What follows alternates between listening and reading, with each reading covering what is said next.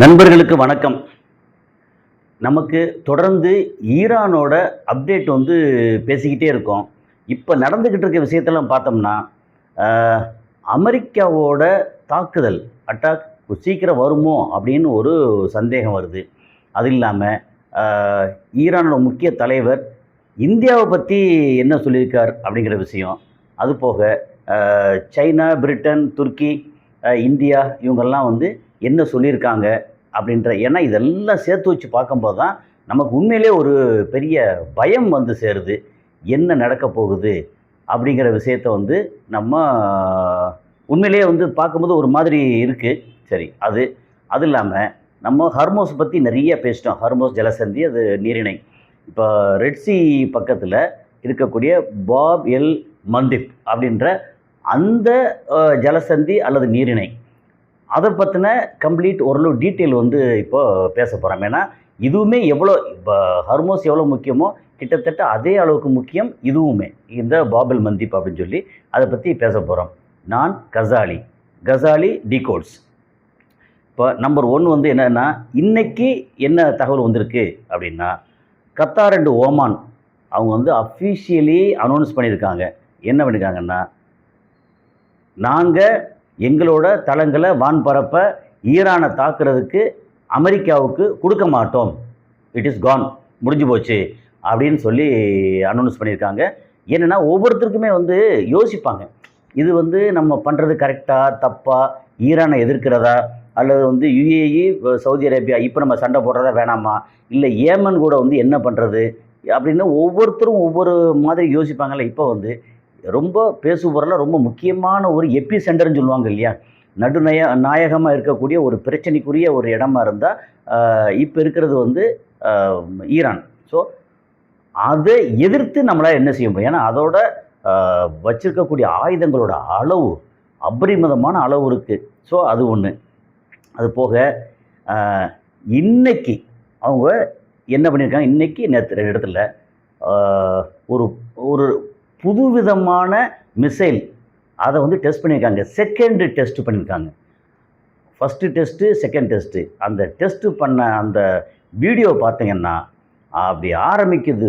போற ஸ்பீடு அதுன்னு பார்த்தா, எனக்கு தெரிஞ்சு அது எப்படி பார்த்தாலும் ஒரு ப மாக் 15, மாக் 16 அந்த ரேஞ்சில போகுமோன்னு நமக்கு தோணுது. மாக் 15, 16ன்னா ஒரு கிட்டத்தட்ட ஒரு 19,000, 20,000 கிலோமீட்டர் பெர் ஹவர்.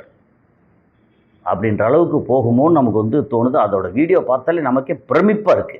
அத அங்க அவங்க உள்ள இந்த டெசர்ட் மாரி அவங்க ஏரியா டெஸ்ட் பண்ற ஏரியால வச்சு அப்படி டெஸ்ட் பண்றாங்க. பயங்கரமா இருக்கு. ஸோ இப்போ ஈரான் டெஸ்ட் பண்ண வேண்டிய தேவை என்ன? ஸோ இந்த நேரத்தில ரொம்ப ஒரு சிக்கலான டைம் தான் அவங்க பண்ணியிருக்காங்க. அது இல்லாம China, Britain, Russia, India and துருக்கி. நான் திரும்பவும் சொல்றேன். துருக்கி, India, Russia, Britain and China. இந்த 5 நாடுகளும் தங்களோட சிட்டிசன்ஸ் இருக்காங்க இல்லையா? தங்களோட மக்கள ஈரானை விட்டு உடனடியா வெளியேறிருங்க. ஏதாவது ரூட்ட புடிச்சு வெளியேறிருங்கன்னு அனௌன்ஸ் பண்ணியிருக்காங்க. இதே மாரி அனௌன்ஸ் இதுக்கு முன்னாடி எப்போ வந்தது தெரியுமா? பிப்ரவரி 27ஆம் தேதி வந்தது. ரொம்ப குறிப்பா சைனா. பிப்ரவரி 27ஆம் தேதி அனௌன்ஸ் பண்ணி அங்க சைனா மக்கள்லாம் வெளியேறினாங்க. 28ஆம் தேதியிலேருந்து தாக்குதல் ஆரம்பிச்சது. 28ஆம் தேதி காலங்காத்தால தாக்குதல் ஆரம்பிச்சது. இப்பவும் அதே மாரி சைனா சொல்லியிருக்காங்கன்னா, அடுத்து தாக்குதல் பெரிய அளவுக்கு நிகழுமோ அப்படின்ற ஒரு பயம் இருக்கு. ஸோ இது ஒரு முக்கியமான செய்தி. அதனால தான் அடுத்து 3 வேர்ல்டு வாருக்கு இது அடித்தளம் இடப் போகுதோ அப்படின்ற ஒரு பயம் இருக்கு. ஸோ அடுத்து உலகப் போர் அமெரிக்கா ஆயத்தம் பண்ணிட்டு இருக்கு உலகப் போருக்கு அப்படின்ற அளவுக்கு நம்ம பேசலாம். அத நம்ம யோசிக்கலாம். அந்த அளவுக்கு தான் இருக்கு அங்க நடந்துகிட்டு இருக்கிறது விஷயங்கள் எல்லாமே. ஏன்னா ஒரு பக்கம் ஈரான் அ மிசைல் டெஸ்ட் பண்றாங்க. அப்புறம் இவங்க பார்த்தா USS Abraham USS Abraham Lincoln, USS uh என்னது புஷ் ஜார்ஜ் புஷ் அப்படிங்கிறத ஆரம்பிச்சு கொண்டு அதுக்கப்புறம் என்ன பண்ணியிருக்காங்கன்னா, அ அந்த அல் தாஃப்ரான்னு சொல்லி யுஏஇ அ ம ஏர் பேஸ் இருக்கு இல்லையா? அதுல அ எட் ஒரு ஒரு ஒரு டசன்ஸ் ஆஃப் இது பண்ணியிருக்காங்க. ஒரு என்ன சொல்றது? அ KC-135 அந்த ரீஃபியூலிங் ஒரு ஒரு 7 ரீஃபியூலிங் இதுக்கு. அப்புறம் டசன்ஸ் ஆஃப் FA-18 அப்படின்னு இது இப்போ கேள்விப்பட்டிருப்போம். F-15, F-16, F-18A அல்லது FA-18 அப்படின்ற அந்த ஏர்கிராஃப்ட் இது எல்லாத்தையும் வந்து நிறுத்திருக்காங்க. கிட்டத்தட்ட 5000 பேருக்கு பக்கத்தில் வந்து இறக்கியிருக்காங்க அப்படின்னு ஒரு பக்கம் பரபரப்பாக அங்கே போய்கிட்டே இருக்குது. ஓகே, இப்போ அதில் வந்து C-17 அப்படின்னு அந்த ஒரு ஏர்கிராஃப்ட் அதையும் இறக்கியிருக்காங்க. ஓகே, ஸோ இந்த மாதிரி ஒரு பரபரப்பான சுச்சுவேஷன் அங்கே நடந்துக்கிட்டு இருக்கு. அப்புறம் இந்த நேரத்தில் ஓகே, ஈரானோட தலைவர் வந்து என்ன சொல்கிறாருன்னா, அமெரிக்காவுக்கு ஈரான் மட்டும் டார்கெட் இல்லை, இப்போ ஈரானை தொடுறாங்க, அதுக்கப்புறம் அமெரிக்காவோட அடுத்த டார்கெட் இந்தியா. ஏன் அப்படின்னு சொல்லி காரணம் சொல்கிறார். என்னென்னா, அமெரிக்காவுக்கு தன்னை மீறி யார் பெருசாக வளர்ந்தாலும் பிடிக்காது. ஆனால் ரஷ்யா வந்து தவிர்க்க முடியலை அப்படிங்கிற ஒரு பக்கம். ரொம்ப குறிப்பாக எரிச்சல் அடைகிறது யார் தெரியுமா? யாரை பார்த்து தெரியுமா? சைனாவை பார்த்து. என்னங்கடா நீங்கள்லாம் வந்து இவ்வளோ பெரிய ஆள் ஆயிட்டியா அப்படின்னு சைனாவை பார்த்து எரிச்சல் அடைகிறாங்க. அது ஒன்றும் செய்ய முடியலை அப்படின்ற ஒரு கோபம் இருக்குது. ஈரானை வந்து அடித்து துவைச்சிட்டு மட்டுப்படுத்திட்டு அடுத்து இந்தியாவை கை வைப்பாங்க. இந்தியாவை இந்தியாவை வந்து அமெரிக்கா வந்து கட்டுப்படுத்திட்டாங்கன்னா அதுக்கப்புறம் சைனா தான் அப்படின்ற அளவுக்கு. அப்போ சைனா வந்தாலும் சைனா சும்மா இருக்க மாட்டாங்க. ஸோ அந்த அளவுக்கு அடுத்த குறி, அமெரிக்காவோட அடுத்த குறி இந்தியா அப்படின்னு ஈரானோட தலைவர் வந்து சொல்லியிருக்கிறாரு. ஓகே, அதுக்கப்புறம் வந்து இப்போ இஸ்ரேலோட பென்குரியன் ஏர்போர்ட்டு அதை வந்து பார்த்தோம்னா, பென்குரியன் ஏர்போர்ட்டை வந்து அது வீடியோ வந்திருக்கு, அதை பார்த்தோம்னா அங்கே பயணிகள் விமானம் ஒன்றும் பெருசாக இல்லை. ஆனால் அதே நேரத்தில் இந்த ரீஃபியூலிங் இருக்க KC-135 அப்புறம் வந்து KC-46 அப்படிங்கிற இந்த ரீஃபியூலிங் ஏர்கிராஃப்ட் எக்கச்சக்கமாக வந்து நிற்கிது பென்குரியன் ஏர்போர்ட்டில். அப்போ என்ன நடக்க போகுது அப்படின்னு வந்து உண்மையிலே தெரியலை. இது வந்து ரொம்ப பரபரப்பான ஒரு சூழல். இந்த நேரத்தில் அங்கே பென்குரியன் ஏர்போர்ட்னா அப்போ அங்கே வந்து இவர் இருக்கார், நம்ம நெத்தன்யாகு என்ன பண்ணுறாரு, அவர் செத்து பொழைச்சி வந்திருக்கிறார். என்னது ப்ரோஸ்டேட் கேன்சர் அப்படின்னு சொல்லி அவருக்கு ஒரு கேன்சர் வந்து அந்த கேன்சரை ட்ரீட்மெண்ட்லாம் எடுத்து திரும்ப வந்திருக்கோம். எனக்கு வந்து ஒன்றும் பிரச்சனை இல்லை, நீங்கள் மக்களே நீங்கள் எல்லாம் வந்து கொஞ்சம் ஹெல்த்தை பார்த்துக்கங்க அப்படின்னு அவங்க மக்களுக்கு. இது மக்கள் உலக மக்களுக்கு இல்லை. அவங்க எப்போவுமே அடுத்த மக்களுக்காக உலக மக்களுக்காக வந்து பிரார்த்தனை பண்ணுறவங்களும் நல்லது நடக்கிறவங்களும் கிடையாது. யூத மக்கள், காரணம் யூத மக்கள் வச்சு தான் அவங்களுடைய அதிகாரத்தை வந்து செலுத்தணும் அப்படிங்கிற மாதிரி. ஸோ யூத மக்களுக்கு உங்கள் ஹெல்த்தை பார்த்துக்கன்னு சொல்லியிருக்காரு. வந்து உண்மையிலே அந்த ஆளை வந்து நம்ம என்ன சொல்கிறது, எரிச்சலில் வந்து பொது சொல்ல. இப்போ நான் வந்து இதை பற்றி வெளியில் ஒரு நண்பர்கிட்ட வந்து பேசிகிட்டு இருக்கோம். இந்த மாதிரி ப்ரோஸ்டேட் கேன்சரா ஒரு 8 நாளோ 10 நாளோ அங்கே வந்து ஆள் வெளியே வராமல் இருந்தானா அங்கே ட்ரீட்மெண்ட் எடுத்துகிட்டு அதுக்கப்புறம் வெளியே வந்திருக்காரு அப்படின்னா, ஏன் செத்து தொலைக்கலையா அந்த ஆள் அப்படின்னு நண்பர் கேட்டார். நான் சொன்னேன், அது நம்ம கோபத்தில் இதெல்லாம் பேசலாம், ஆனால் பொதுவாக நம்ம பண்ணா சரி, ஒருத்தவங்க நல்லவனோ கெட்டவனோ ஒரு கேன்சர்லேருந்து இந்த மாதிரி வந்திருக்காருன்னா சரி ஓகே ஃபைன். ஆனால் அவனை திருத்தணும் அல்லது திருத்தப்படணும் அப்படிங்கிற ஒரு விஷயம் இருக்கு இல்லையா, அது மட்டும்தான் நம்ம வந்து பேசலாமே ஒழிய ஆத்திரத்தில் நம்ம வந்து பேச முடியாது அப்படின்னு சொல்லி சொன்னேன். ஆனால் ஏகப்பட்ட பேருக்கு இதெல்லாம் இந்த ஆளை பற்றி கேட்கும்போது அந்த அளவுக்கு காண்டாக இருக்காங்க. ஒருவேளை அந்த கேன்சரில் வந்து ஆள் செத்து போயிருந்தா உலகமே கொண்டாடி இருக்கும் போல் தோணுது.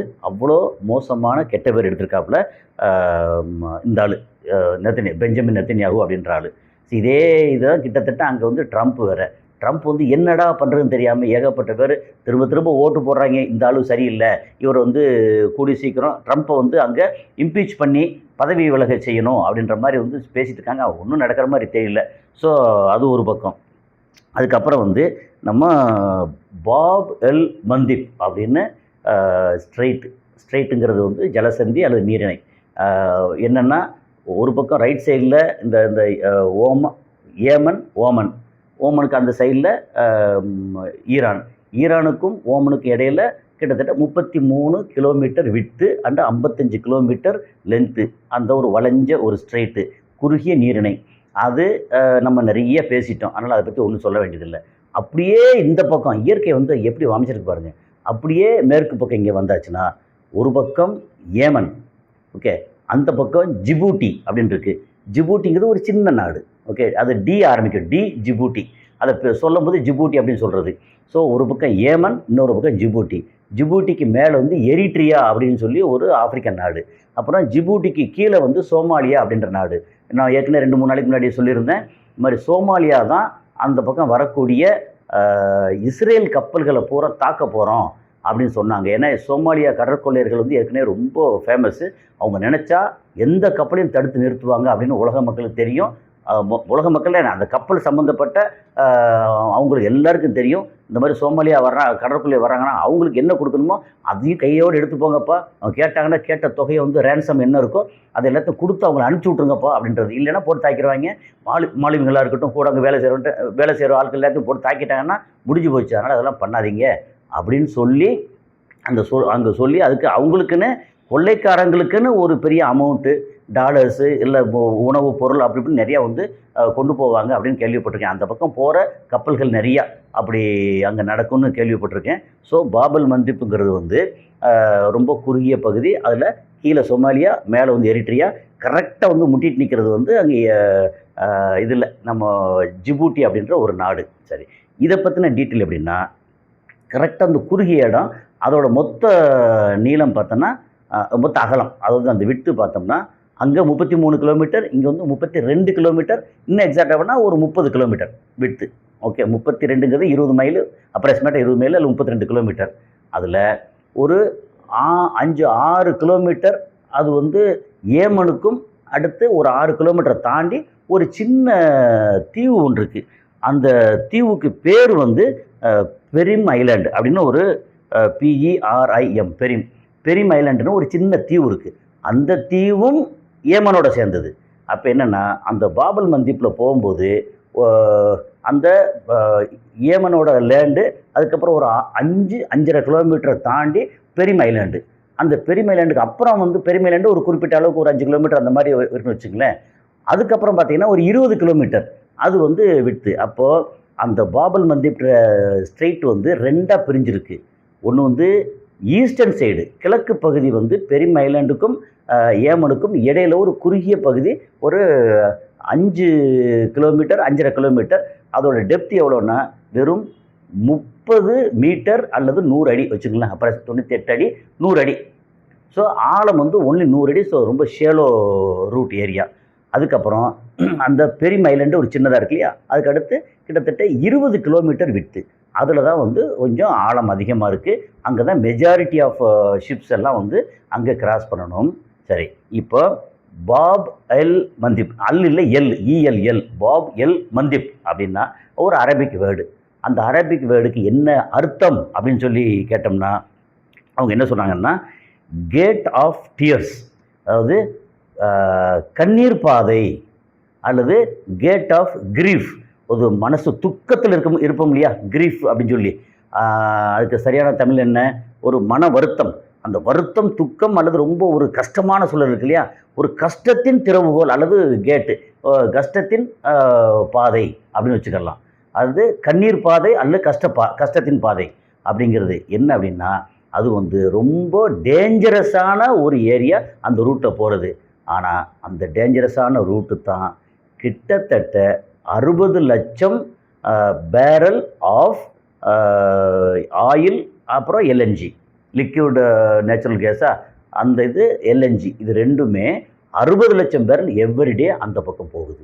அந்த பக்கம் போய் அப்படியே செங்கடல், அதுக்கப்புறம் வந்து சூயஸ் கால்வாய், அதை தாண்டி மெடிட்டரேனியன் சி, மத்திய தரைக்கடல் அப்படி போகுது.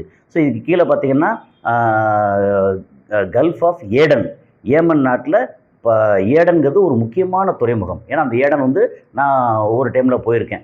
போய் அங்கே ஒரு 5 ஸ்டார் ஹோட்டலுக்கு லேண்ட்ஸ்கேப் அண்ட் இரிகேஷன் ப்ராஜெக்ட் பண்ணியிருக்கேன். அதனால் எனக்கு அங்கே அந்த ரூட்டில் ஃபுல்லாக சுற்றி பார்த்துருக்கேன். கல்ஃப் ஆஃப் ஏடன் உள்ளே போனோம்னா ஒரு மலை சுற்றி பெரிய மலை ஏரியா தான். அது உள்ளுக்குள்ளது உள்வாங்கி கடல் வேறு இருக்கும். அப்போ என்ன சொல்லுவாங்கன்னா, அந்த கடல் சின்ன கப்பல் எல்லாம் வந்து உள்ள வரைக்கும் வந்து இறங்குறதுக்கு ஒரு சரியான துறைமுகம் ஏடன் துறைமுகம். ஸோ அது வந்து கல்ஃப் ஆஃப் ஏடன் அப்படின்னு சொல்லி சொல்கிறாங்க வந்து. ஓகே, இப்போ அது முக்கியமான சோக் பாயிண்ட்டு அந்த இடத்துல.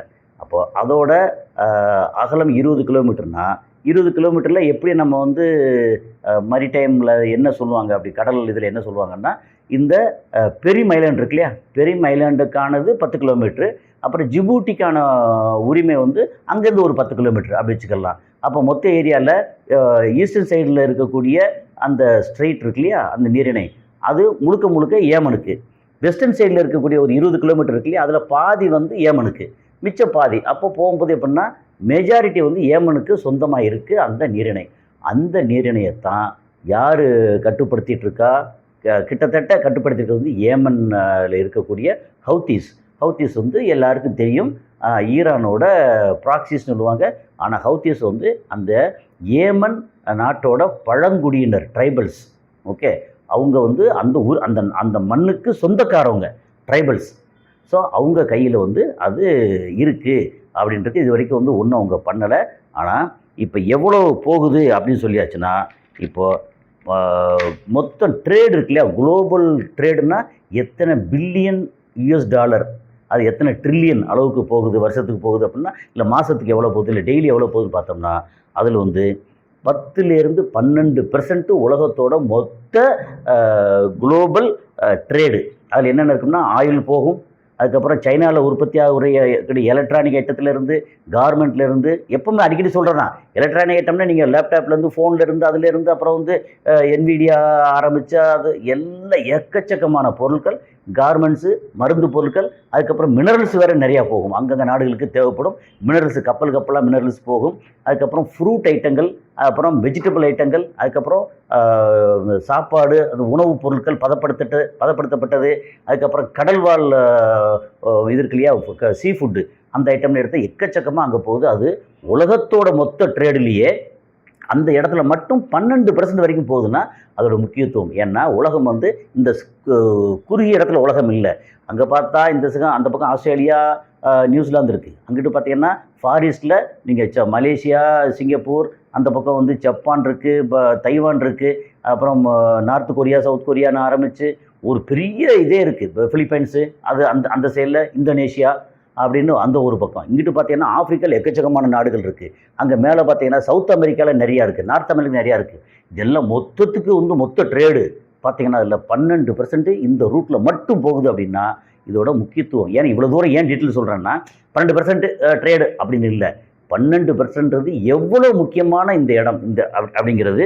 இதில் வந்து இப்போ கண்டெய்னர் போகும் இல்லையா, மொத்த கண்டெய்னர் வந்து கிராஸ் பண்ணுறதில்ல, வேர்ல்டு வைடு எங்கெங்கெல்லாம் கண்டெய்னர் போகுதோ. நம்ம வந்து இங்கே இதுலேயே நம்ம சென்னையிலே பார்த்துருப்போம், 40 ஃபீட் கண்டெய்னர், 20 ஃபீட் கண்டெய்னர்லாம் லாரியில் போகும். அதுக்கப்புறம் கப்பலில் வந்து ஏற்றி வச்சதில் சில பார்த்துருப்போம். ஸோ இந்த கண்டெய்னர் வந்து 30% கண்டெய்னர் வந்து அந்த பாபல் மந்திப்ன்ற நீரிணை வழியே தான் போகுது. ஒன்று அந்த பக்கம் இருந்து வருது, இந்த பக்கம் போகுது. மொத்த டிரான்சிட் இருக்கு இல்லையா, அது வந்து 30% கண்டெய்னர் அப்படின்னு. ஓகே, ஸோ இதுக்கான பேர் வந்து என்ன சொல்லிட்டோம், ரொம்ப டேஞ்சரஸ் பேசேஜ் இது. அதனால தான் அந்த பேர் வந்தது, பாப் எல் மந்திப் அப்படின்னு சொல்லிட்டு.